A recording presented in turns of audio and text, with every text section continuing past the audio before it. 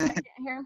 All right, hey, this is Bridget Lynn Dolgoff and Carrying Stones and Digging Holes, and this is the second class that we're having with Ken Dost, and this is Impersonating and Impostors that we're having. All right, so you are on, Ken.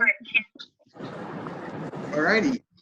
Thank you for everybody for joining, and thank you for everybody that's going to be listening to this in the rebroadcast or the recording of this. I'm excited about today's class or today's presentation because this is going to put into context all that's been done with the name and how they're using the name to exploit us, and how they've used the name to take over our lives essentially. And what this is I've sent a bunch of files to Bridget that we're going to present here and walk you through, and you're going to see very distinctly what's been done here and how they're using the name and how they captured the name and what that name really signifies, and how it's really enslaved us. And just as a side note before we begin on this, you got to understand that everything is based on the name and rights to the name and use of the name. And what happened between 1998 and 2002, and we talked about this last time, was we had the State Street ruling, we had the 2001 UCC revisions to Article 9, we had the 1999 International Trademark Treaty Law, we had the, what am I missing? I'm missing one thing here. We had the 2001 OCC deregulation and preemption, which is probably the biggest, which is to me is an act of sedition, because what that was that enabled the bankers and the business of banking in general and foreign agent law firms what they needed to be able to come and take over this country. And what that was that removed all OCC by deregulation and preemption.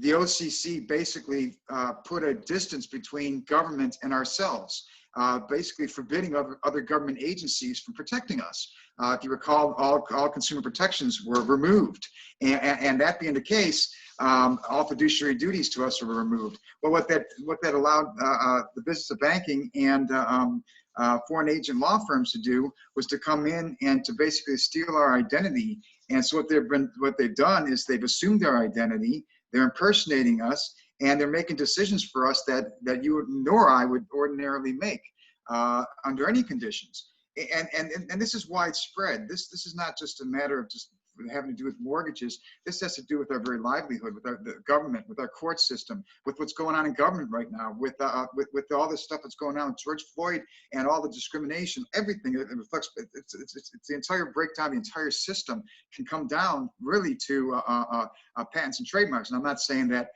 the cause of discrimination. Obviously, it's not. That goes back hundreds of years. But what I'm referring to as far as the control over people and decisions people are making, and how government is reacting and doing certain things.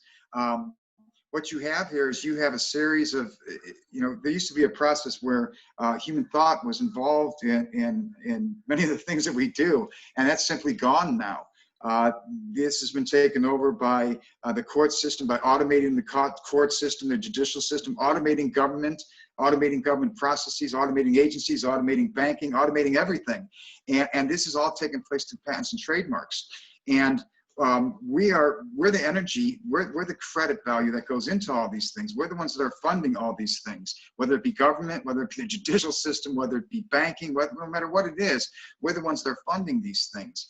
And when our rights are taken away from us, and when somebody else is making decisions for us that we would not ordinarily make, or actually under no circumstances would we make, that's a threat against our freedoms and liberties. And I mentioned last week, and I'll reiterate again, because it's a real important note to take note of, is that I accept responsibility. Well, freedoms and liberties comes responsibility. I accept the consequences for my actions, whether they be good or bad, and that's the price for freedom.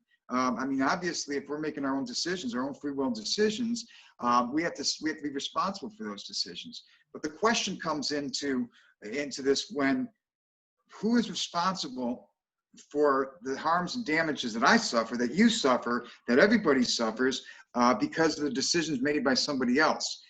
And that's what we're dealing with here. And this is what the devastating effect of the 2001 OCC deregulation and preemption policies really has done to this nation and really the world population in many respects.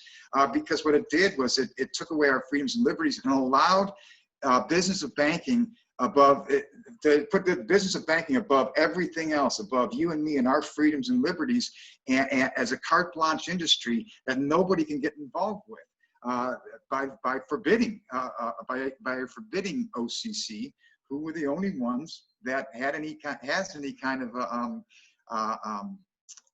cause of action over the banking, the business of banking, and prevents us from bringing our causes of action. We see that with the courts. And so what we have is, because of this whole name issue and how these names are being used and how they've been intercepted and basically kidnapped, is really has taken our nation, our freedoms and liberties, and have really put them in the hands of a select few individuals, and these being attorneys, foreign agent intellectual. Let's draw a line here. We're not talking about all attorneys. These are specifically set up by the foreign agent intellectual property law firms that have really hijacked the system. And of course, this all goes back to England. And we'll see, not in this presentation, but the next presentation, I'll show you where they're acting, and this is right out of trademarks, where they're acting out of the 1690 Parliamentary Act between Scotland and England. And this is what we've got sucked up into.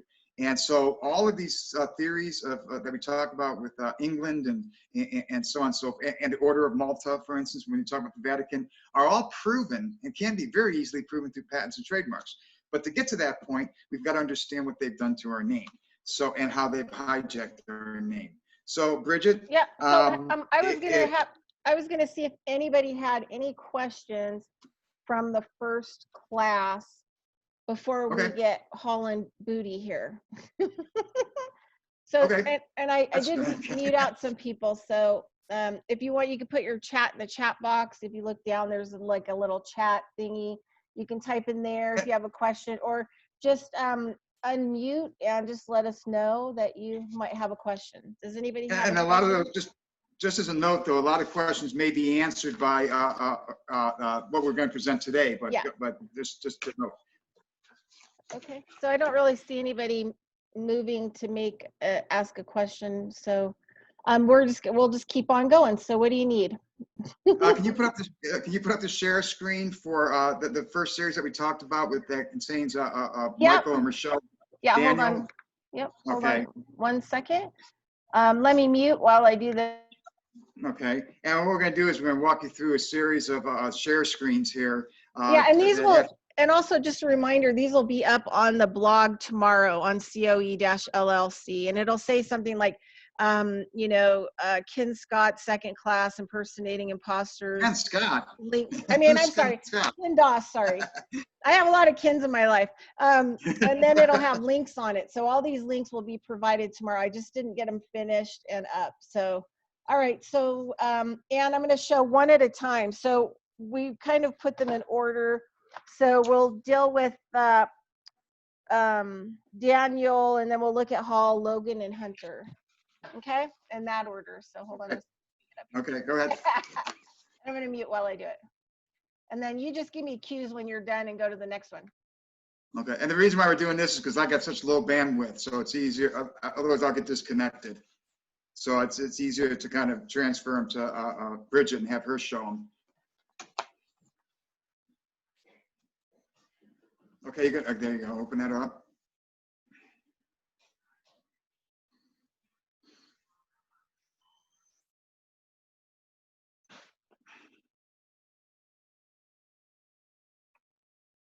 Okay, now what I want to point out on these is, now this is from 1969.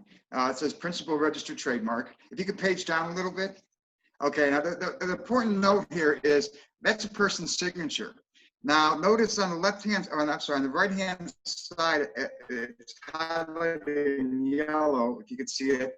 It says Michelle Daniel is the name of a living individual whose consent is of record. That's real important to know. So keep that in mind. Now also notice that on the left-hand side, this is Robert Hall Clothes Inc. So this is a clothing manufacturer. Okay, so this is a line of ladies' coats, dresses, and suits that is Michelle Daniels. Okay, now you and I, of course, are not in the clothing industry. We're not in business, and that's not really the point here. The point here is that because of the 1999 trademark treaty and because of the deregulation of derivatives, we're all in business.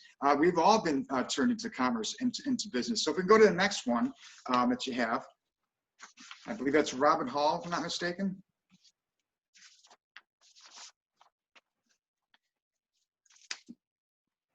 Yes, Robert Hall.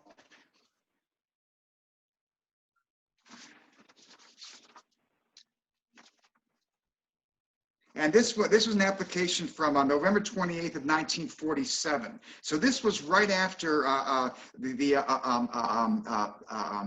Langham Act came into being, which in the Langham Act, of course, created the trademarks. Now, prior to the Langham Act, prior to the Act of 1946, patents and trademarks were kind of, they came together. It was one element that was separated out with the Langham Act in 1946. Now, if you can page down a little bit, we can see the name Robert Hall, and you can see really what is a signature there, except for the first two letters, which are script. But page down to the next page, and I want to draw a conclusion here.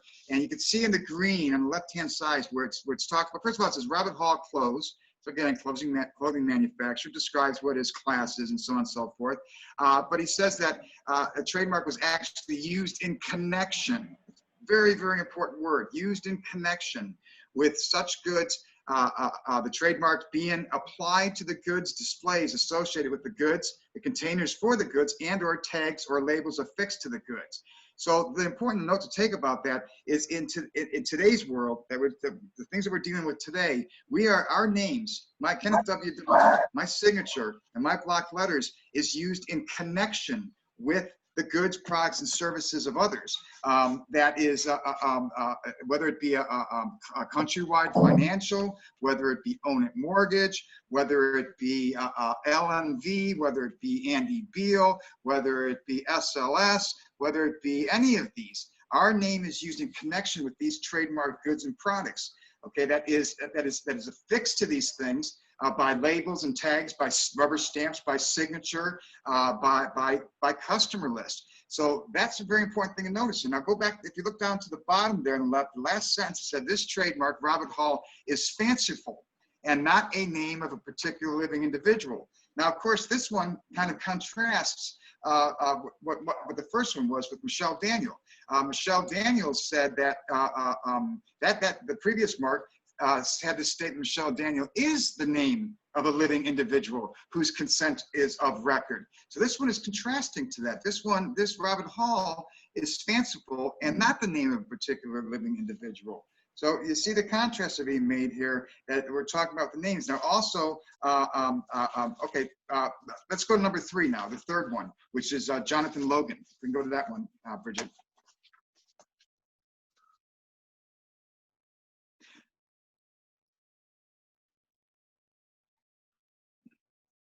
Now, Jonathan Logan, this one is a signature. And Jonathan Logan, it's Jonathan Logan Inc. That Inc. is pretty important. So it's a corporation, a Delaware corporation. And you can see that's a signature. That might as well be Bridget's signature, or might as well be my signature, might as well be your signature, because this is how they're using these things. They've taken our names and they've taken our signatures by powers of attorney, by hidden powers of attorney, and have converted us into commercial entities. And that's how we're being traded through these things in commerce. Now notice on the right-hand side what it says. It says Jonathan Logan is fanciful and is not the name of a living individual. So we have a contrast between Michelle Daniel, which does admit to be a living individual whose consent is of record. Now, the term "I do not consent," that plays into this, obviously. But we're going to find out what the word is. It's not the "I do not consent." It's kind of been replaced with "opt out." So either we opt in or we opt out. We're going to opt into commerce, we're going to opt out of commerce. So when we're talking about, a lot of people question whether we should trademark our name. And if we trademark a name, then we're kind of opting into the business aspect of this, and we're really putting ourselves into commerce as opposed to getting out of commerce. And my opinion is, and as we go through this, I think you'll see the same thing. My opinion is that we want, in order to get out of commerce, we have to kind of jump in to some degree, claim the name, and then jump back out again. If we can go to Bridget, if we can go to the document that I sent you, that is, I believe it's the Serena one, S-I-R-E-N. I believe it's SMR is what it was referred to, or RMR, I think. I'm sorry.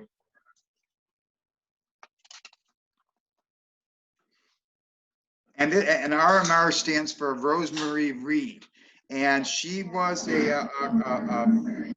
Do you got it? Yeah, hold on one second. Let me. Okay. Okay. Hold on. Okay. RMR. I have to go pull up the other screen share. Go ahead. Okay. RMR stands for Rosemary Reed. She was a clothing. I believe she made swimwear and bras and panties for women's wear in the 50s. Okay. And this document here. So this document is from the 50s. Of course, but it's been referenced. Well, it's got a huge line of references and updates to its registration. But it's really important to see how the name plays into all these things and how they're using these names to manipulate us and control us and take control of us. So, you know, when we talk about, there's a lot of different theories out there talking about government, constitution, all these things, which are all very pertinent. It's all very pertinent.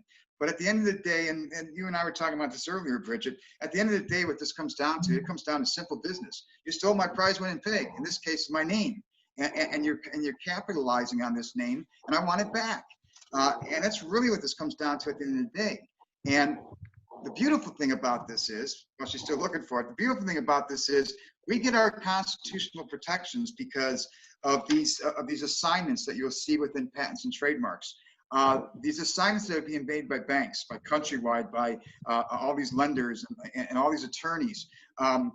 They're telling and they're instructing the Commissioner of Patents and Trademarks to make these changes to the record, to add these recordations into the record. And what's those recordations? The recordation is that you and I voluntarily gave all rights, title, and interest to these bankers, to these attorneys, to these lenders. And of course, we never did that. So how do we get our constitutional protections here without even mentioning the Constitution? It's quite simple. We just do an assignment that reverses these things and says that I did not give permission for this. It's indisputably impossible for me to voluntarily agree to something that I had no knowledge of whatsoever.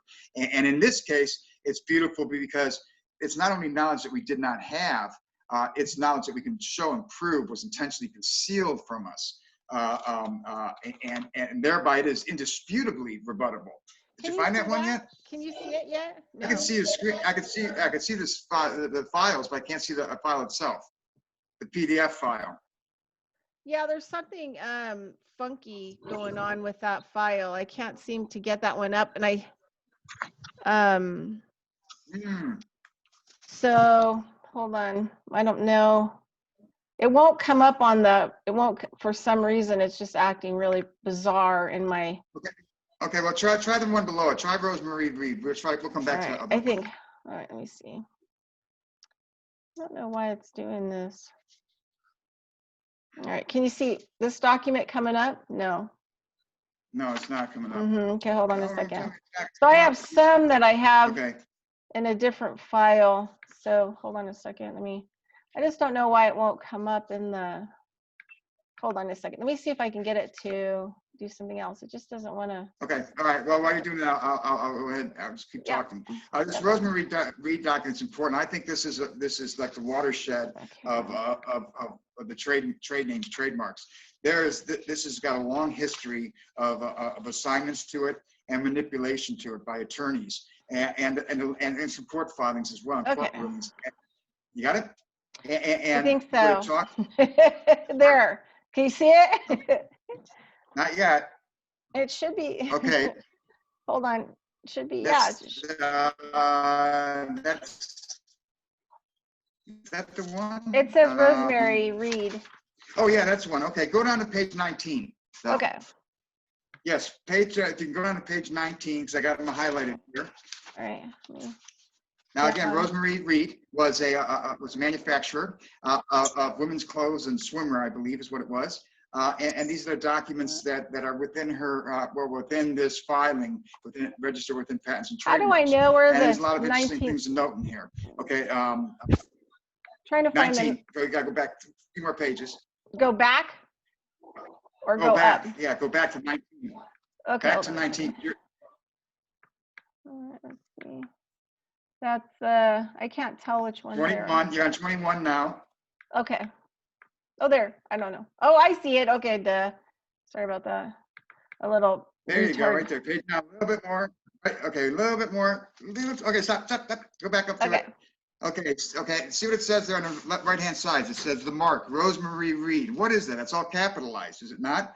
Now, go down to where the second highlight, where it says the above identified registrant requested the registration number, blah, blah, blah, granted to Rosemary Reed, upper lowercase. So what do you have there? You got the mark itself is all capitalized, granted to Rosemary Reed, which is now, if you go, which is the living individual.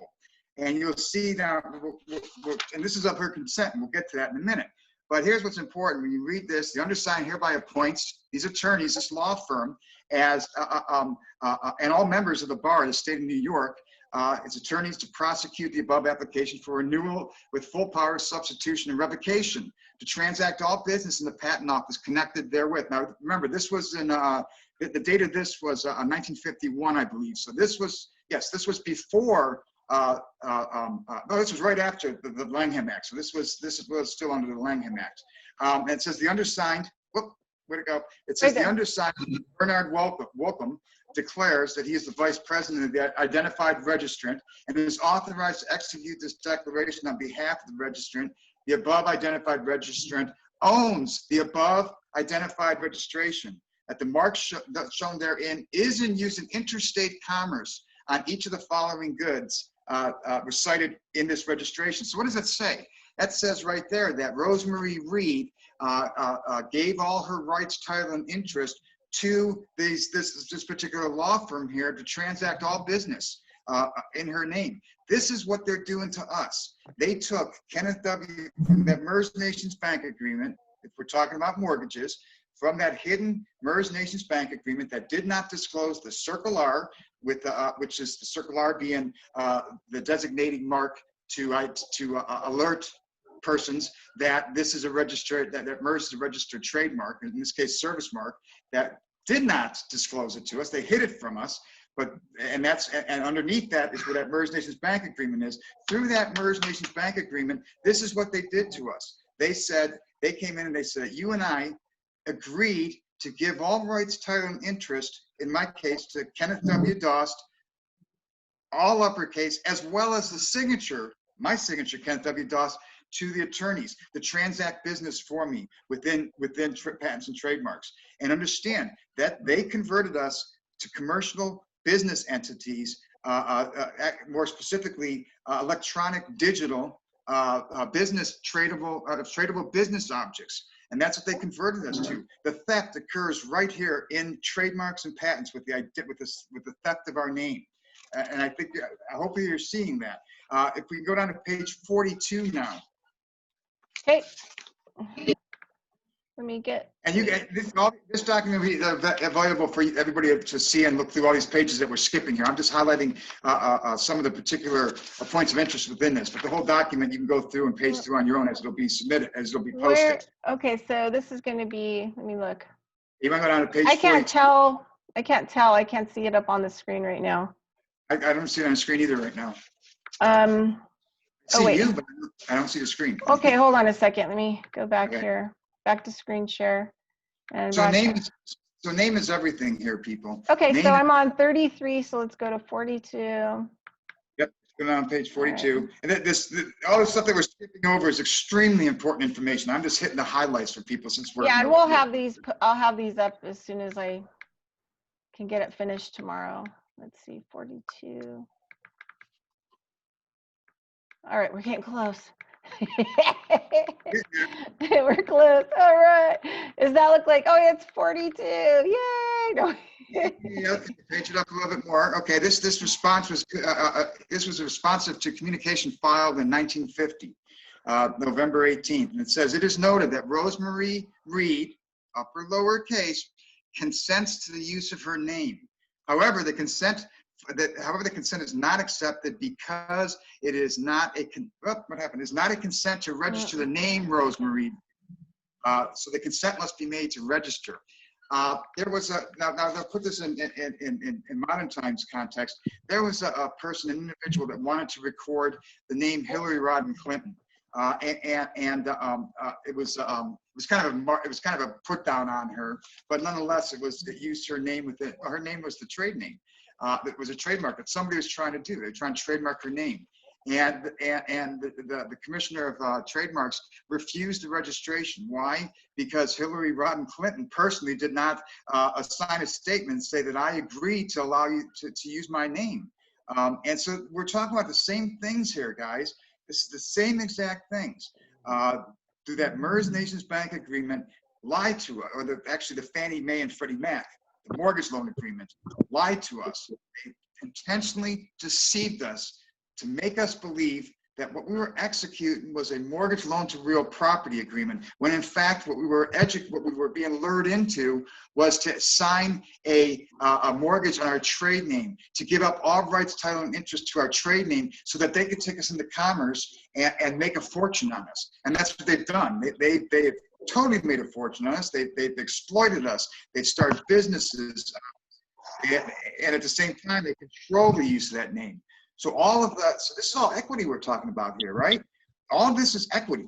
So all the equitable interest in our name was taken by the attorneys and taken overseas, taken to Luxembourg, taken to England, taken to Brazil, taken to Russia, taken to China, taken to countries all over this world. So we're being exploited and we're being trafficked all over the world by what's taking place here. And it's all on the simple premise of a hidden contract. That we never agreed to. Now, if we go down to the next. I found that I can show that one we missed. Do you want to go back to that one? Yeah, go back to that one. Let's go back to that. Let me add it and upload it. Cool. And then, all right, can you see it? Yes, I can. Okay. All right. Perfect. Okay, page down a little bit, or page up a little bit, down, or to show more of it. Okay, what is it saying there? This is again Rosemary Reed, and the name and address of conveying parties. Notice that Rosemary Inc. Rosemary Reed Inc. Now, isn't that interesting? You've got the mark the mark is Rosemary Reed, all uppercase.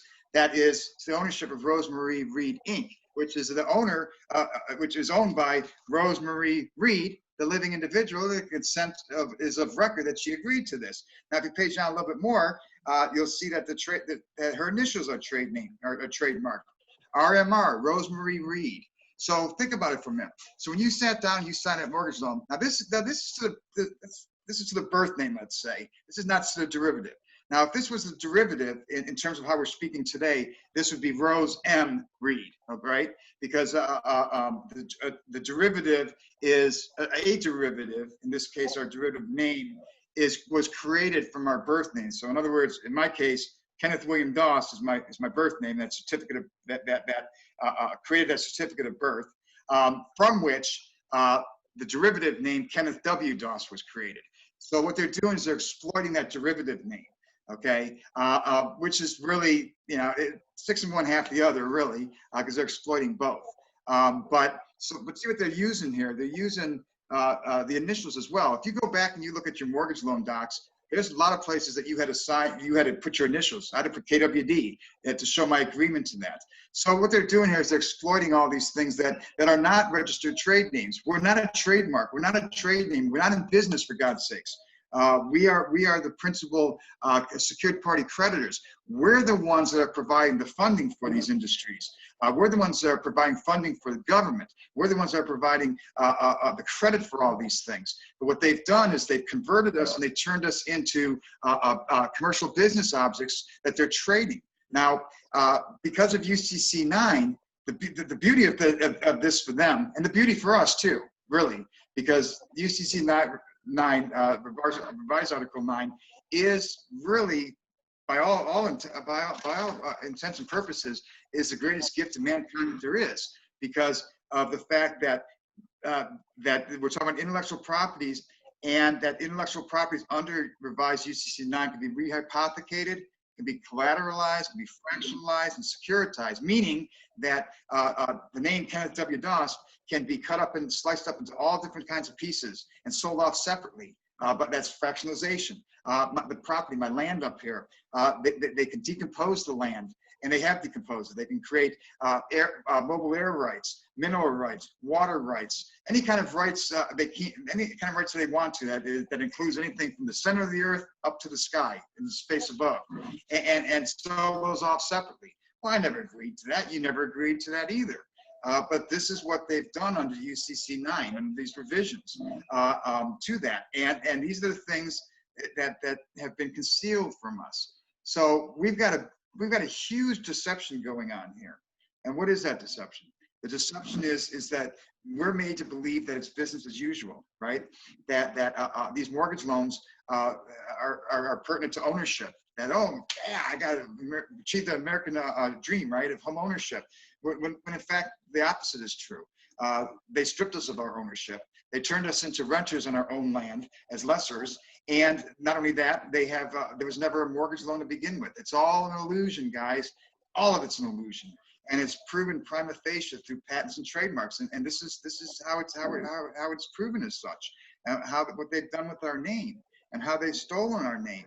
So you know, we really are a nation in a world that's been deceived by attorneys who have hijacked the system, who have hijacked our name, and who are running the system as they see fit.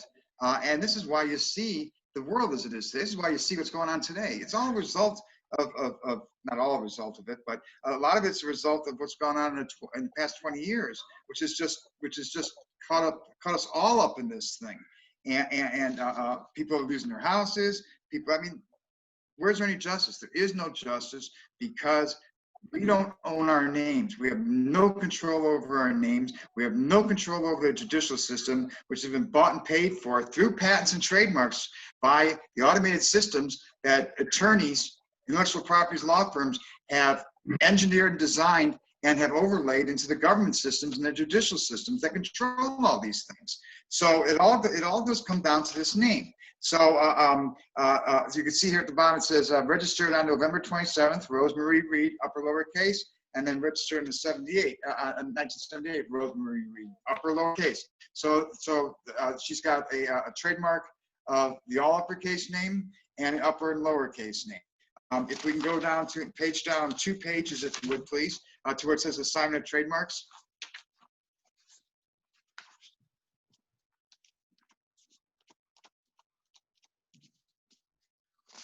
Okay, that page right there. Okay, so this is assignment of trademarks. Whereas Rosemary Reed Inc., a Delaware corporation, the assigner has adopted keyword, and has used or is using the trademarks.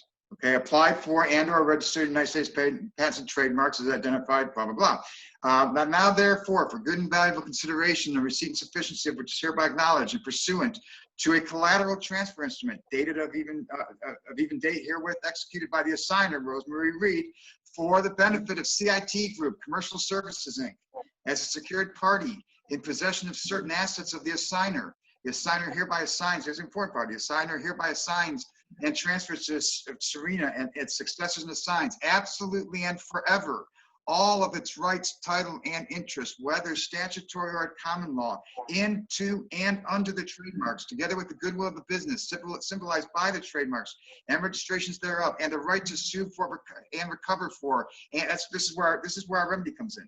And the right to sue and recover for, and the right to profits and or damages due or accrued arising out of or in connection with any and all past, present, and future infringement or dilution of or damage or injury to any of the trademarks. So this is kind of like it's the fine line for our remedy to some degree, but it's also an assurance to them that, because remember, they have all rights to us now. They own us because we gave everything to them. We gave all rights, absolutely forever. All rights don't interest these guys. This is what's going on. This paragraph here. This is exactly what we've got to unwind right here. We've got to unwind that. We've got to kill that off so that everything reverts back to us. And so no matter what it is, everything we're talking about, I don't care what it is, it all comes down to patents and trademarks. It all comes down to the name, and it all comes down to this one paragraph here. And you see that clearly. Do you see that clearly, Bridget? I mean, is that clear enough for you? I mean, is there anything that really doesn't really pop out and hit you in the face and say, oh my God? Bridget? Or anybody jump in and do you all see that? I mean, is that? No, I mean, like, if I was going to work on a legal remedy, right, from common law kind of thing, I would have said, oh, crud, they gave me the gun and the bullets. So, that I could actually recover, I can sue. They give me the ability, the legal threshold to sue, to write the profits, which means turn those profits back to me, or damages due, or accrues arising out of or in connection with. So basically anything that has been developed, I can claim. Right, now past, obviously. Past, present, and future too, because that's right, what they but say. Now, let me ask you a question. Now, why can't you do it now in court as it is now? As it stands right now, why can't you do it? Why do we have no right? Because I haven't actually sent the remedy in to actually notify them that this person that has usage of my name doesn't have the claim, that I actually have the claim, and that I would like to have those processes, put back in my possession. So Liz has hold on, Liz has her hand raised. Liz, go ahead. I was just going to say, you can't do it in court because of the intermediaries. Yes, there you go. Liz, you could talk about that. All right. My good friend Liz. No, let Liz talk for a second. She's got it. Go ahead, Liz. I'm not sure what you want me to say, but it's all about this whole delusion. About the. Well, once we've recognized that there are impersonators who have taken control of our name and our speech, they speak for us and basically make us dumb. And the courts don't recognize us because they are recognizing the intermediaries. And so we don't have a voice until we cut that tie. Right. This is why we don't have standing. And of course, we're talking about Admiralty Maritime, which of course is what this is. And these are, and we'll get into these in the next coming classes, but I'll show you the debentures, these foreign bank debentures, which are recorded underneath patents and trademarks. And these are the things that are running our courts. This is where our courts have been totally overtaken by attorneys. And we have no voice in court whatsoever. So if you're in court right now, I mean, Liz can attest to this. I can attest to this, and so many other people can attest to it. You might as well be banging your head against it in the door frame because you're not going to get anywhere in court. You're not going to get anywhere. That last paragraph. Right, Liz? You know that. Oh, not only are you not going to get anywhere, they'll threaten you with your personal safety. Yes. I'm sorry, Tom. I think Tom had his comment. No, that's just me. It's Jay. That last paragraph sums it up pretty clearly. That yes, it does. Yes, let's read that. If the assigner will assign from time to time execute and deliver to the assignee or its legal representatives any and all such papers, instruments, or affidavits is that the impersonator, the attorneys that are impersonating us, they have all control of us. And so they have, what they've done here, they've created a one-sided system, right? We have rights, it describes rights and duties that we have in this, right? This is the assigner, we're the rightful assigner. So as the rightful assigner, we have duties, but we can't execute those duties. Why? Because that position has been stolen from us. And so they're assuming the assigner and the assignee position, which is really us.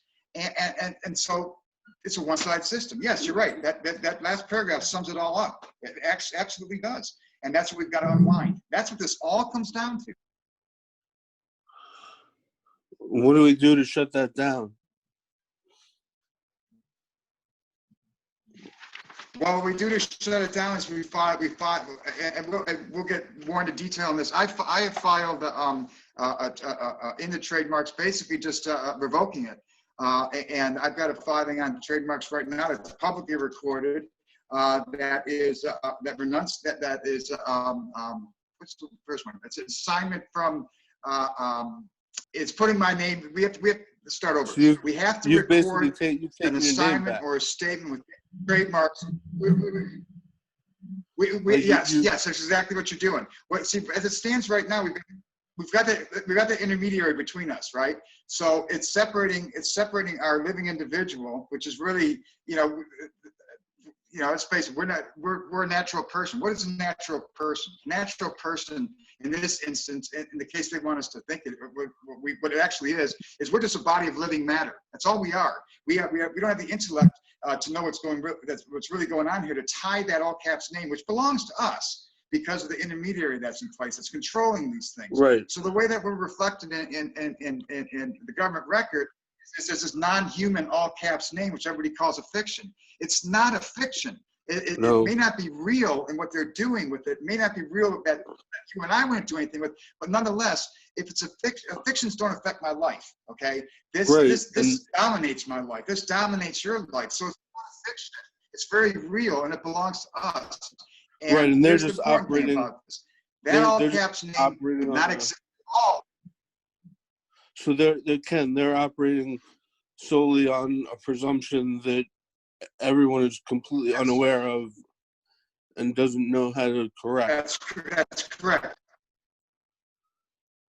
That's absolutely correct. That's absolutely correct. So what we've got to do is we've got to put ourselves into trademarks, and I call trademarks the book of life. Why? Because the way that we're reflected in trademarks is just as the all caps name. Okay, we've never come forward and put a trademark. It's assigned in trademarks. We went back to the beginning, the beginning slides that Bridget showed. You had that one, Michelle Daniel is the name of a living individual who's consent of record.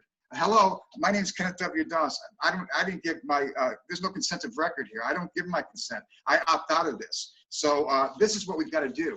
What we have to do is we have to come forward and identify that all capitalized name as our name. Okay, see that name out there? That's Kenneth W. Dost. That's my name out there. It belongs to me. Okay, and I'm taking claim to that. And in so doing, when I do that, what am I doing? I'm killing all of the powers of attorney in between, am I not? I kill those powers. And so when we claim all those things, what we're doing, it's called, if you've heard the expression calling the hedge, that's exactly what we're doing. We're calling the hedge on these guys. And what is the hedge? The hedge is the hedge in all this stuff is that you and I will not come to the realization of what we're seeing right here. We won't come into this specific knowledge that we're seeing on the screen right now. And because of that, they're going to keep on exploiting us. They're going to keep on trafficking us. They're going to keep on profiting on us. They're going to keep rehypothecating us and collateralizing us and securitizing us. And they're going to make all kinds of money on this stuff. And at the same time, they can control us. So that we suffer all the damages for this thing. So calling the hedge on this is saying bullshit. We're calling bullshit on it. My name's Kenneth W. Dost, upper lowercase, and that all caps name is mine. I do not consent to this. I opt out of this thing. I do not opt into it. I call the hedge and demand for reversion. That's what we need to do. Right. So that's just like in a hedge fund. How hedge funds know this stuff and know how to claim certain profits that other people don't, and how they make their clients. Absolutely, yes. Yeah, or they're generating money from yes, it. the whole stock market's. Yes, that's exactly what to do, and they know that they're doing this. I'm going to show you not in this class because we're not going to get into it in this class, but next week I'll show you that. I pinned it down exactly where it's at. The cess decay, we talked about this a little bit earlier, Bridget, so let's talk about it now. Let's bring it up since the comments are coming up and we're talking about this. The cess decay, everybody refers to cess decay.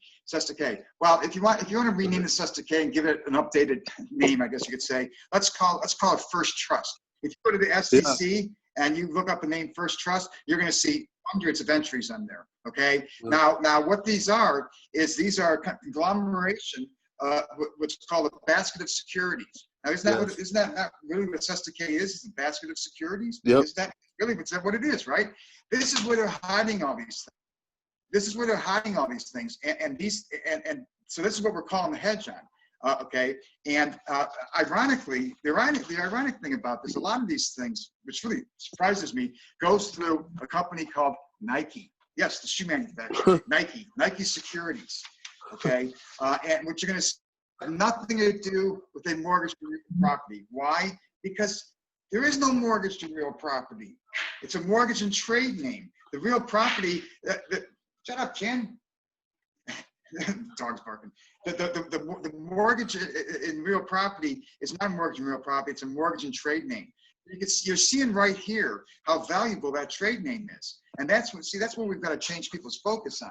We've got to get away from this illusion. They lied to us. They deceived us, and they being the business of banking and foreign agent law firms.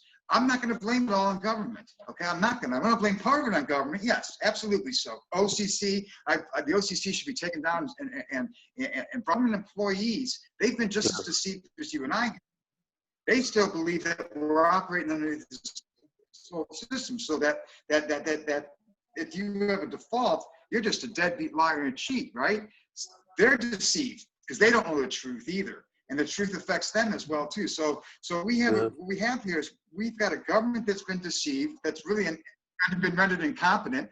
And how are they operating? They're operating on lies and deceit, and they're operating on the commands. And this is evident by when you ask them a question. They're operating on the commands of foreign agent law firms. And how do we know this? Go ask a question to any government employee. What's the first answer you're going to get? Oh, that's a legal question. You've got to go ask an attorney. Well, wait a second here. You're the freaking government. You're the one supposed to be protecting me. These attorneys, they don't even have any loyalty to the United States of America or the Constitution or to you or me.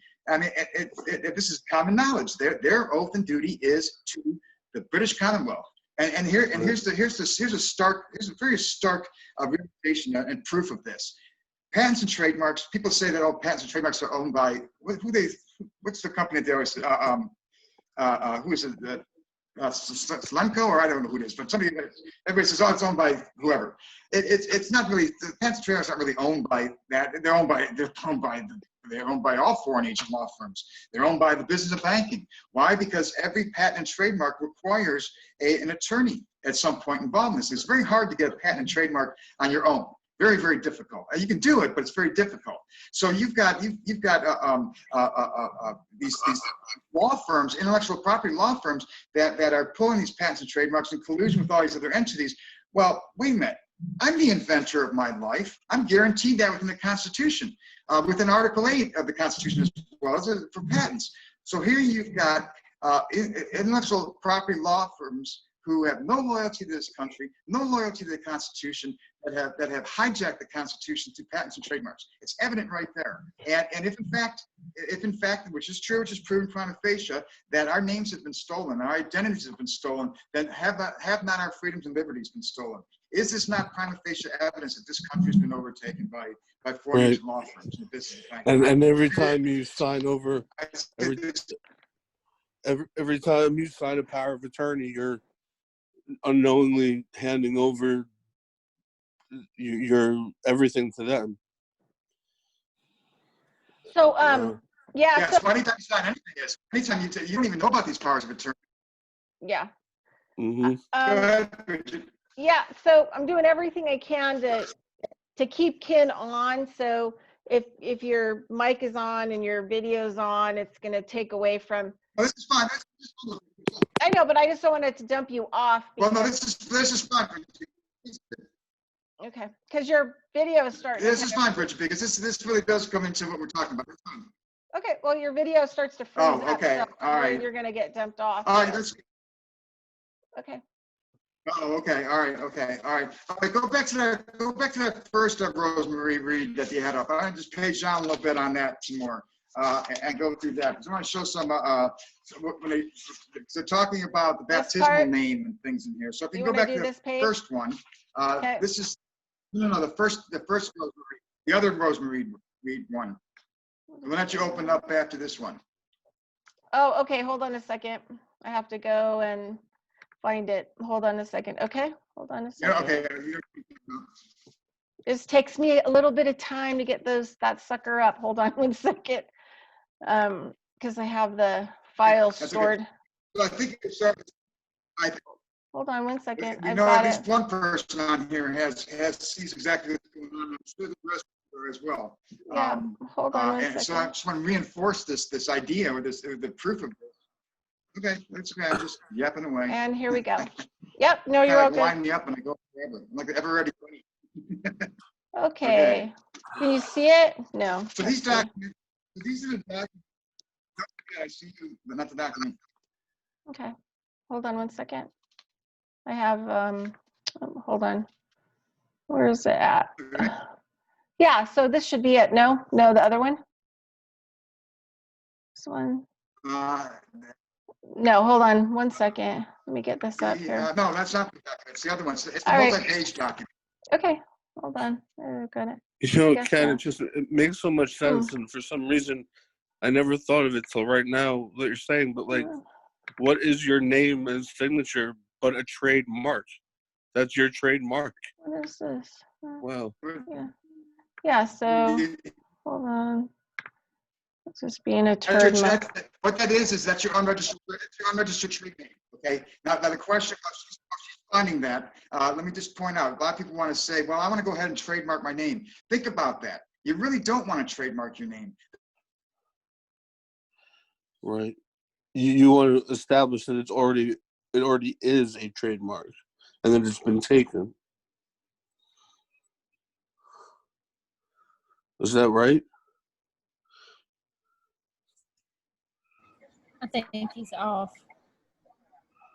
All right, let me see here. Let me go back to screen share, make sure. Okay, can you see that document right there? Is that the one you wanted, Ken? Oh, he got dumped off. Hold on. All right, hold on one second. Let's see if he gets back on.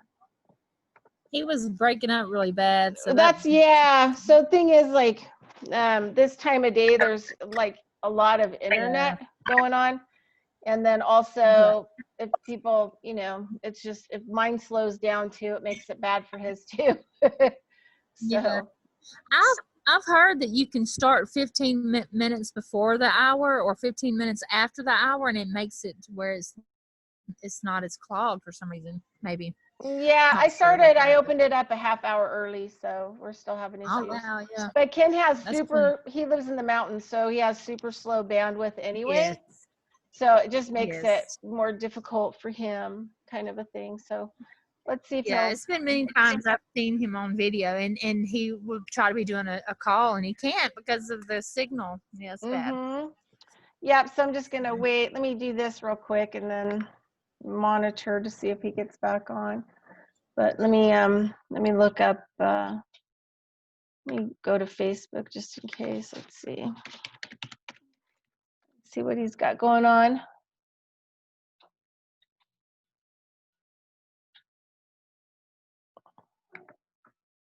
Come here. Jen, come here. Oh, my dog's doing something weird. Come here. Hold on one second. Let me see what we got. What do you got? What's going on? Come here.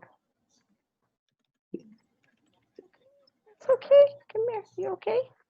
What's going on? Come here. It's okay. It's okay. Come on right here. Good girl. It's okay. All right. All right. Oops, let me get in here. Did he get back on yet? No. Hold on. Let me check here. Okay, let's see what's going on. Uh-oh. Yeah, he doesn't look like he's come back on yet. Okay, let me check Facebook.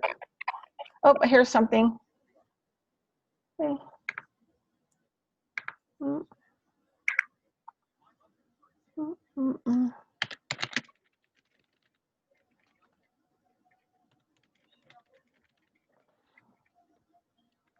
Let me see. Oh, he's typing, so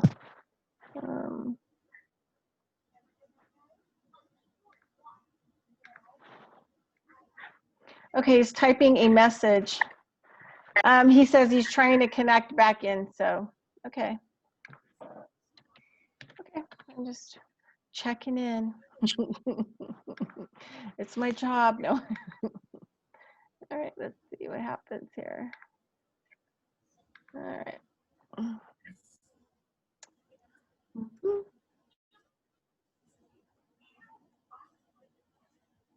All right. Back over here. Okay.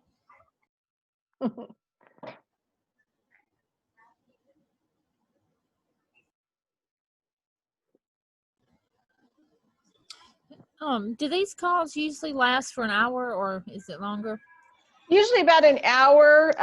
We try to do a question and answer, on the beginning of it. So Yeah.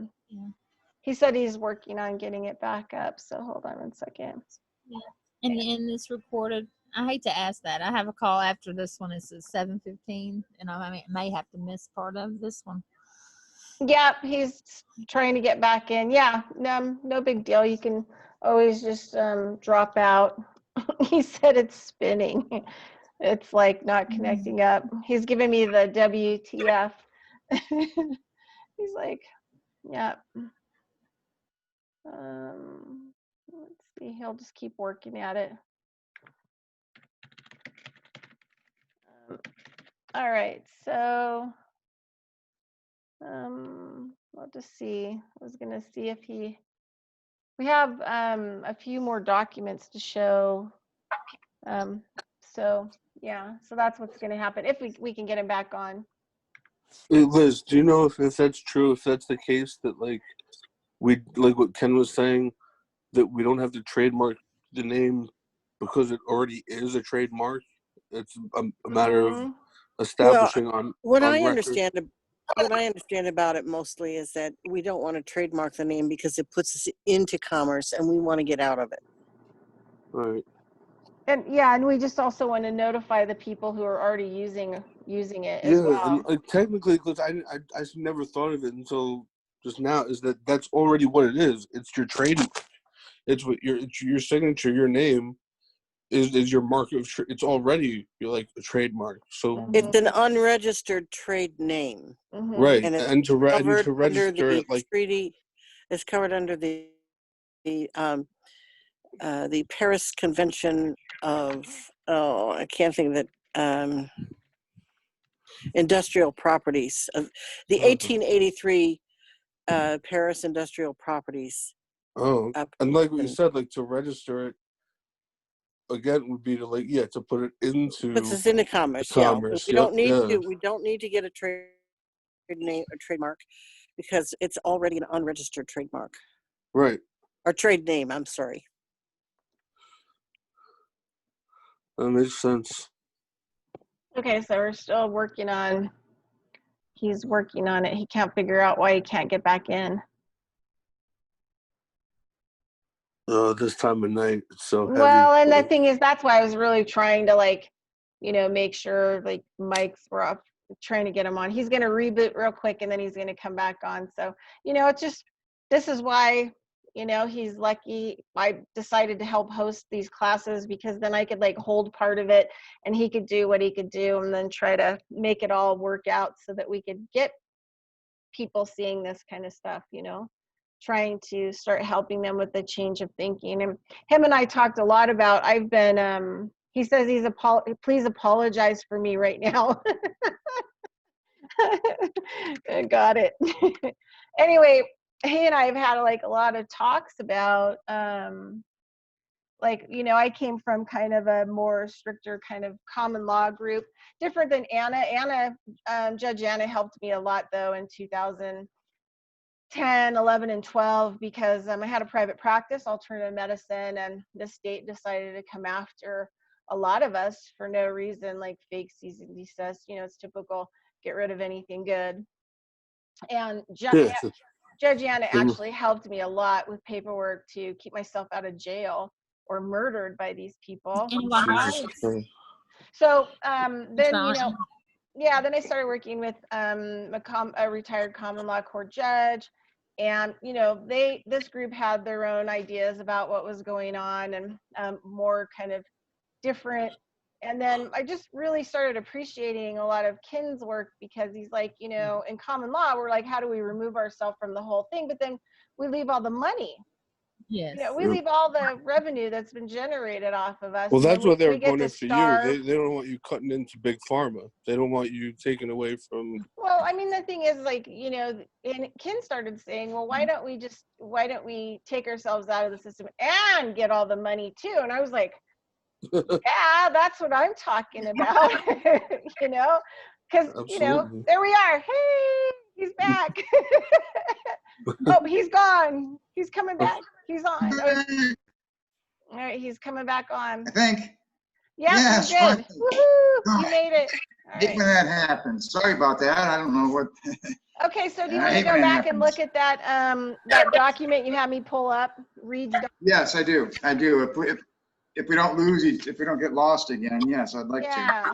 Well, if you start going in and out, you can always turn your video off. It'll give you more bandwidth. But why? But I shouldn't be getting knocked off. I'm not showing the documents.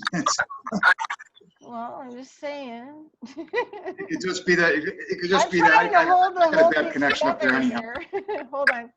All right, let me get out. I know. Let me get out of here. Let me speed my stuff up by getting out of some of these processes here. Okay, the Okay, reason so why here we I are. showed it- We should be at the Okay. document. Is this it? Go down to page. Go to, yes, that's the document. Correct. Go down to page 40. Page 40.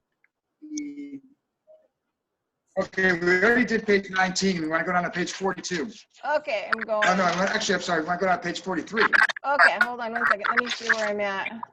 34. So let me go to 42. Oh wait, went too far. I'm going to stop my video because it says my connection's getting unstable. Yeah, I'm going to stop my video. Yeah, then it'll be better for your. Okay, so we're at 42 here. Nobody wants to look at my ugly mug anyhow. Here's 42.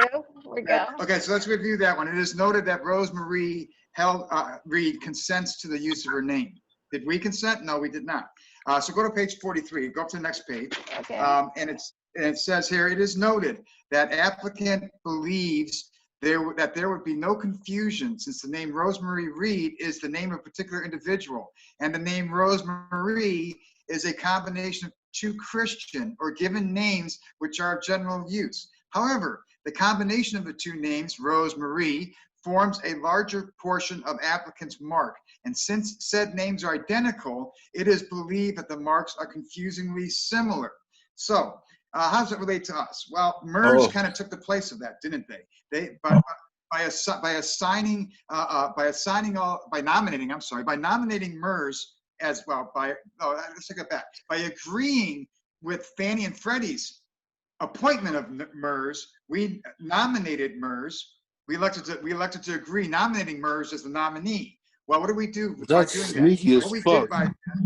What's that? I said that's really sneaky because they throw in that it's held that there'll be no confusion. That's right. That's exactly. But what they did was that they didn't tell us about that hidden agreement. So we nominated MERS. What we actually did was we gave all rights, title, and interest to an attorney. We gave our lives over to an attorney. Why to an attorney? Because it is the attorneys that are pulling patents and trademarks. That's what we did. So go to page 4. Go to the next page, 44, where it talks about registration. Section 2 of the 1946 statutes prohibits registration. Go to the next page, if you would, please. 244. 244, yes. Okay. Okay, of the marks which so resemble marks registered in the patent office as to be likely, when applied to the goods of the applicant, to cause confusion or mistake or to deceive purchasers. Are we not a purchaser? Yes, we were a purchaser. We were a purchaser of the goods and products and services of mortgage electronic registration systems that we were not given proper disclosure of. We did not have the capacity to sign these mortgage loan agreements. Why? Because we were not informed of all the hidden agreements and what this transaction actually is, which is what? It is not a mortgage loan on real property. What is it? to mortgage loan to trademarks and intellectual properties. And so right here is where they screwed us. So when they foreclose upon us, what are they doing? They're desecrating our good name, are they not? They're defaming the character and our credibility by foreclosing upon us, by foreclosing on a loan that is not even a mortgage loan to begin with, by a court that has been corrupted by foreign agent law firms and by foreign agent debentures and by lies and deceptions. This is what this whole thing comes down to. Can we go to page 50, please? So they're discussing this further in detail here. Now, this is back in 1950, so discuss. Okay, stop right there, or page up a little bit more there. Okay, Rosemarie, to break up the entire name. On the contrary, the tendency of the public would be to remember the entire name. And if the entire name, not the surname, the given name, making little or no impression on the buying public, it is therefore believed that there would be no occasion for confusing the present mark of this application with that of the reference. The importance of the surname and its effect in distinguishing as between persons bearing the same baptismal name. Page on the next page, please.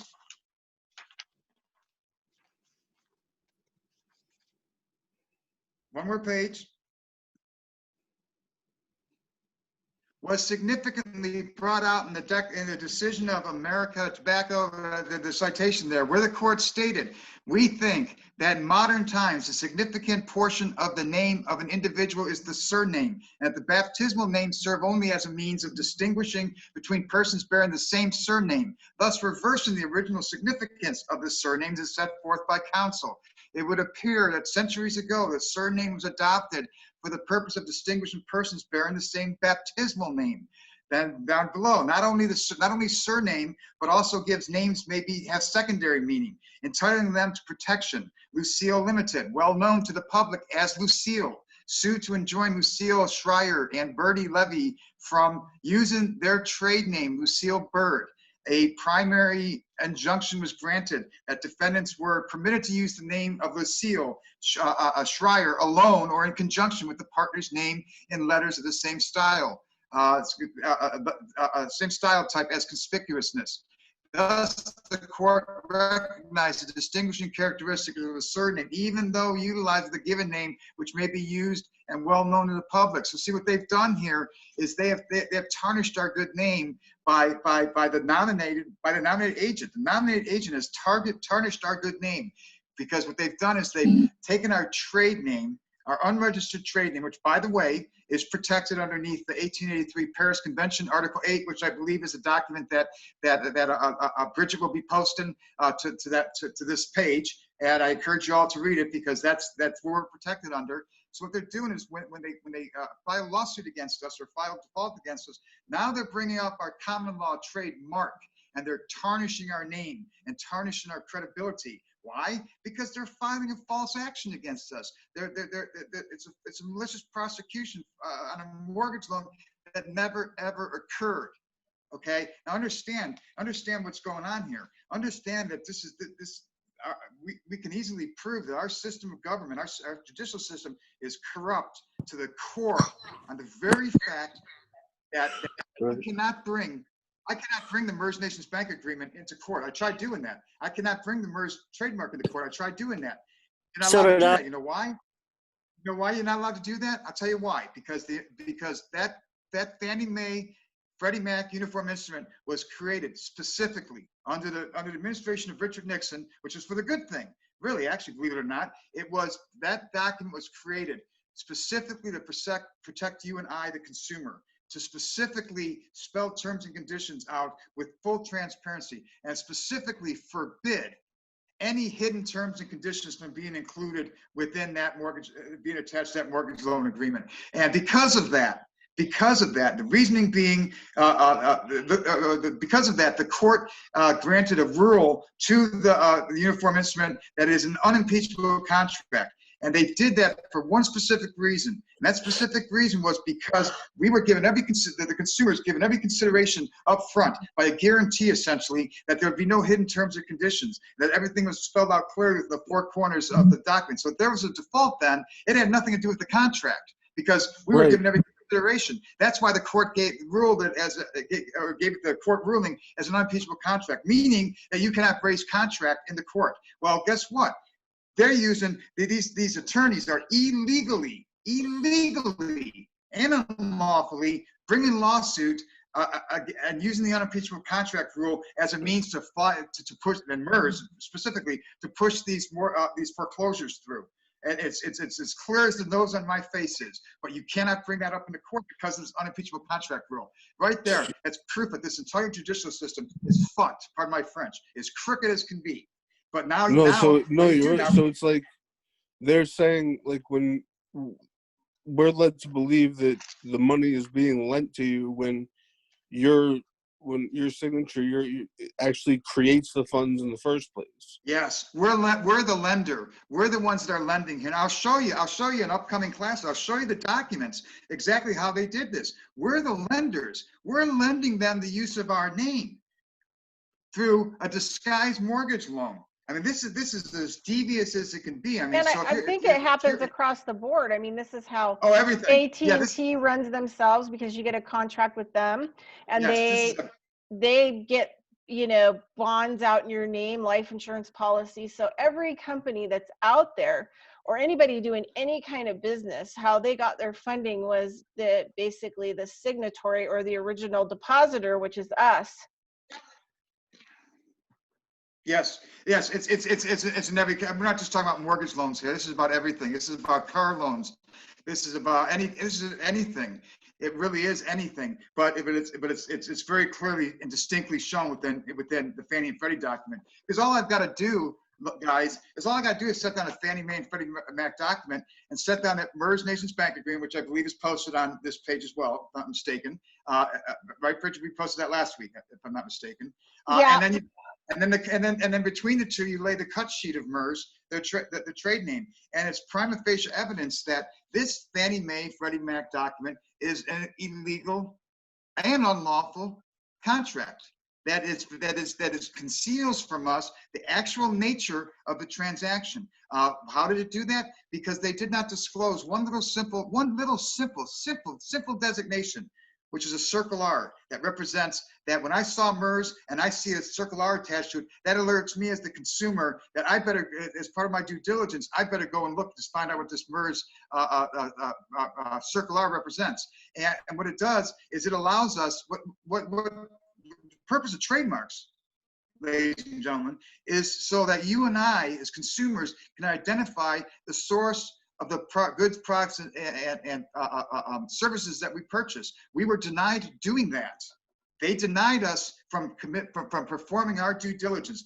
They denied us from executing contracts with full capacity of knowledge. Yet they come back and they foreclose upon us. And they steal our houses. Now, this is very important because this is the reason. Well, let's just back up a minute. Because they did that, what have they done? Because of rehypothecation, because of collateralization, because of decomposition of assets, what have they done? They have padded our estate with annuities, with insurances. They have grown businesses and profited from those businesses on the strength of my name and your name that were attached to these goods, products, and services of banks, of lenders, of attorneys, right? That's what they've done. And then, but here's the thing. Here's the thing about this. They can't collect upon any of that. They can't make any collections upon any of that until there is a default. That's why the economy was crashed, and that's why the economy was forced to crash in 2008. That's why Merrill Lynch and Owen Mortgage and all these other banks abandoned lending standards and started handing out loans to anybody with a pulse and a heartbeat, because they wanted the economy to collapse. Because why? Because once the economy collapses, what happens? MERS kicks in, right? And because the judicial system is crooked, and because of this unimpeachable contract rule, because of MERS, they can fly through all these defaults, right? And what happens when they fly through a default? With a foreclosure, what happens is an eviction, right? And you and I are thinking about the house that's being lost. We're not thinking what's attached to these things, which is the estate, which is millions of dollars in value that has been stolen from us. This is the other thing, cannot too. collect. Go ahead. Well, just like on every bill you have, like going back to AT&T, as soon as you can't pay that bill and they close your account, you defaulted, and then now they can go about claiming all the stuff that they've been deriving off of you. That's right. So let's go back to the OCC. So it's super small and super big, Right, let's go back to OCC deregulation. This is the importance of the OCC deregulation preemption. This is why we should be all up in an uproar about this. Because of deregulation and preemption, they gave all our rights, they being the OCC, gave all our rights of our freedoms and liberties to the business of banking, okay? And then they stripped us of all consumer protections. So they stripped us from the Attorney General protecting us. They stripped us from any kind of governmental protections whatsoever. They separated, the OCC separated all of their government agencies, state and federal, from protecting us. This is a huge thing. And because of that, the attorneys were able to come over and take over the economy. This country was taken over by a coup d'etat. And what was the coup d'etat? The coup d'etat was all these leading events leading up to the economic collapse. The economic collapse was the actual coup d'etat, because by forcing the foreclosure of millions, tens of millions of people, what did they get? They got to go and they get to cash out all of our annuities, all of our insurances, all of our estates. And how are they doing it? They're going to patents and trademarks after they get your summary judgment and a foreclosure in the court order, and they're going to patents and trademarks and saying, "Here, Mr. Commissioner of Patents and Trademarks, I'm here as the personal and authorized representative, Kenneth Dost. I can't find him anywhere, or he's incompetent. I'm here to cash out his annuities." And that's what this all comes down to. Everything we're talking about comes down to this. It doesn't come down to the history of the Vatican or any of that stuff. It's all important. Don't get me wrong. It's all important, and it's all reflected within patents and trademarks. But what this actually comes down to, the facts and truths, is it comes down to what we're talking about here today. This is where we need to put our attention. Are you seeing that, guys? Are you seeing that? So starting to make sense. So I hate to be pushy, but we still have Yes, Neil no, Diamond. maybe. We have Neil Diamond document and Marshall to look at. Bring Mr. Dost. up Neil Diamond. Okay. Neil Diamond, you know the musician Neil Diamond, right? The musician Neil Diamond is beautiful. It's a beautiful example of what we're talking about here. This is great. This is a Neil Diamond, musician. Neil Diamond, everybody knows Neil Diamond, right? Song Glue, all that stuff. America, Coming to America. I like Neil Diamond, as a matter of fact. Anyhow, actually, this is an important document because it just illustrates very clearly what's going on here. Now, he is a musician, right? He's a musician, so he's protecting his name and identity and all these things. He's a musician. But here's the thing about it. He's no different than you or I. He's no different than you or I is. You know why? He's famous, yes, but so are we. We're famous in our own right. Why? Because they've stolen our identity and they're using it time and time and time again. What's my identity? It would not exist if I did not give my first breaths. So I have rights, entitlement, and interest to these things. So it doesn't matter if I'm not famous or not. I'm still being exploited. Page down to page. Which page you got up there? Page 1. Page down to the agreement. I think it's the next page.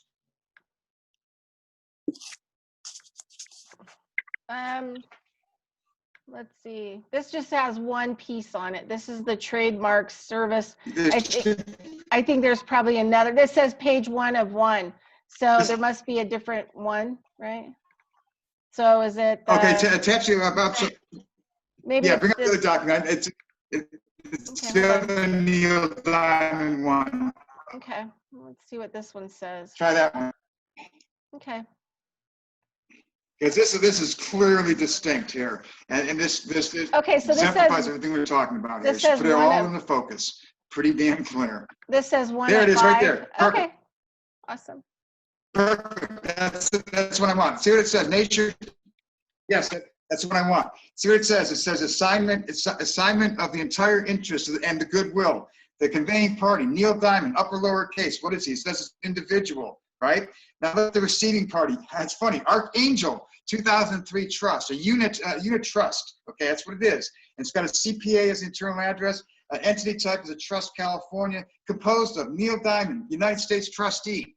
Who's the trustee of the trust that's foreclosing upon you? That's the imposter. So that attorney that's standing next to you, that's bringing lawsuit against you in the name of the trustee, HSBC, or the trustee, whoever it is, he's a goddamn imposter. Ooh, damn imposter. Sorry, God. Sorry.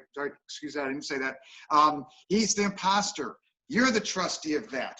Okay, and look at the word mark, Neil Diamond, all uppercase. So you got the conveying party is, the conveying party is upper lower case. The property is Neil Diamond. It's the mark. Page down now, if you would, please. page 2. And this is what it all comes down to, guys. This is what we've got to do to make this correction. For and in consideration of valuable consideration received sufficiency of which is hereby acknowledged. Neil Diamond, upper lowercase, an individual. It doesn't say a natural person, does it? It doesn't say a natural person, because what is a natural person? What is a natural person? A natural person is just a body of living matter. Okay, individual. An individual is a person who has control of his uppercase name. He's the one that has he has control over it. It means his individual personality is not being controlled by attorneys that have control over that all caps name. That's why we're a natural person. We're just a body of living matter that's in want of our form, that our all capitalized form, soul has been stolen, separated from us by these attorneys. So here it is. So Neil Diamond, an individual, hereby sells, assigns, transfers to Neil Diamond, trustee of the Archangel Trust of California, and forever, his entire right, title, and interest, whether statutory or at common law, in and to the trademarks listed on the attached exhibit, together with the goodwill of the business symbolized by the marks of all corresponding registrations, applications, registered marks, including U.S. registrations, as well as all causes of action and any and all previously occurring infringements, with the rights being assigned and the right received to retain the proceeds relating to these infringements. Neil Diamond, upper lowercase, with his signature there. That's what we need to do. This is what we did on the Fannie and Freddie document, though, did we not? Well, that says everything. We signed below our all caps name. What did by hidden and concealed means and methods, they stole that from us and they separated from us. So what we've got to do is we've got to make a recording within trademarks and say, I'm putting this all back together. Does that make sense? That makes perfect sense. That says everything. I can't think of any other cleaner way to put this. He is no more famous than you or I am. Of course, he's got public fame, but you and I in this, we're part of a collective membership. Okay, if we're part of a collective membership, should we not benefit from that collective membership? Yes, we should. Nobody's benefiting from though. The Patents and Trademarks Office, well, patents in general, specifically, patents are for the good of humanity, not for the good of attorneys in the business of banking who have stolen patents and trademarks and have stolen this economy. This is where all our problems lay, guys, in everything. No matter what you're talking about, whether it be government, whether it be banking, whether it be judicial, it all comes down to what they have done. They being attorneys. I'm not saying all attorneys, I'm saying intellectual property law firms. Because a lot of attorneys don't even know about this stuff. This is done by these international foreign agent law firms in collusion with the business of banking, which is the foreign banks and domestic banking, which specifically goes to the Bank of England and the governor was it the governor and company of the Bank of England and Bank of Scotland and Bank of Ireland. This is all this, and this I can prove all this. All this stuff is proven very easily through patents and trademarks. My goal at this point in time is to get people to say, forget about the court stuff right now. You can't win there. Forget about all this other noise that's going on out there. Focus here first, because once you understand this, it opens up the whole world to you. Because now you can see now all these conspiracies that people are talking about. With the Commonwealth and the Vatican, all this stuff, you can prove it now. Once you understand this concept and walk through this door, you stand inside patents and trademarks, and here's what you realize. You realize, my God, there is no law. It's all ambiguous. You know why it's ambiguous? Because they make up things as they go along. They make up everything, and they lie to us on top of that. And this is all. I mean, this is what we need to focus on. This is world changing. If people focus on quit complaining and bitching and whining about everybody else, focus on yourself. Understand this. Yeah. Okay, so I'm not trying to be pushy. Yep, I'm just, it's 5:29. So do you want to look at the Marshall doc? That was the last one. Yeah, let's bring the Marshall document up just to reinstill what we're talking about here, to show what we're talking about and show how it reflects. Now, now Neil Diamond is a musician. Jim Marshall was a photographer, okay? But it's the same thing with Jim Marshall. So now, which one is it? Is it the Marshall SIG or the plain Marshall? Well, we open up all three, but go ahead. You can open up the SIG first. Okay. That's fine. Okay. All right. That was really something. So they knew to give it back to themselves, like whoever That's was representing them, or Okay, so this is the first one, Ken. Jim Marshall. Okay, Jim Marshall's a photographer. Okay, look what he did. What is that? He trademarked his signature. Do you want to trademark your signature? I don't believe so. I'll tell you why. The reason why you don't want to trademark your signature is because I'm not a business. I don't have a defined business. I'm an investor. I am the owner. I am the lender. I am the secured party creditor in dozens, if not hundreds of businesses, if not thousands of businesses and thousands of trademarks and patents.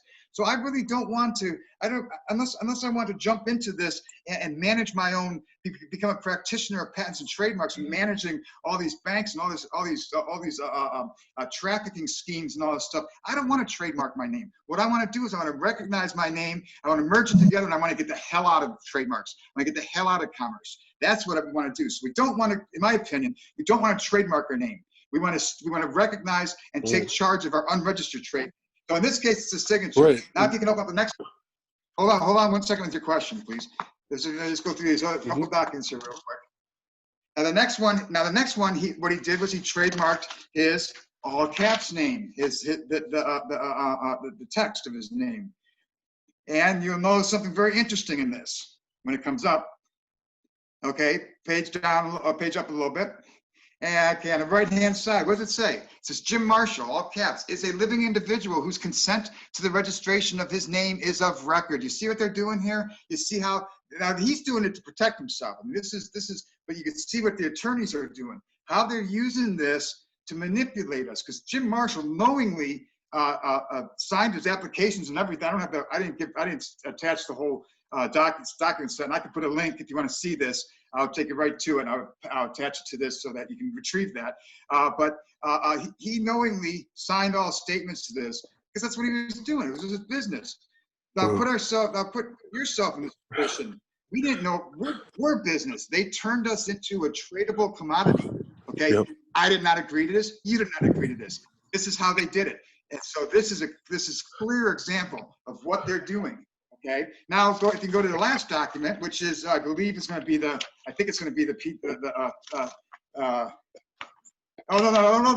that's Dost add-on. Don't open that one. That's going to confuse the hell out of people. We'll leave that one for next time. Okay. Or you could put that on the after thing, so people can look at it. But let's not bring it up here. That's going to confuse people. So hopefully today in this presentation, hopefully I presented to you the evidence to clearly show how they're manipulating our names, and so that you see and understand what we're talking about here. I'm hoping that people understand this, and I've made it very clear to people, and that the documents show these things. This is what's going on. This is where we need to focus attention. We can bang our head against the wall all day long. It's not going to matter unless we handle this, because this is where the crime took place. This is where the theft took place. You're not going to get anywhere in court. You're not going to get anywhere with government officials because, first of all, court's rigged, number one. Number two, the government officials, they've been lied to as well. They don't know. They think, yeah, so we got to stop beating up on government. We need to educate government. We need to educate government because Ken, that term you pointed out that I never no one talks about, and I know that living individual thing. That's very interesting.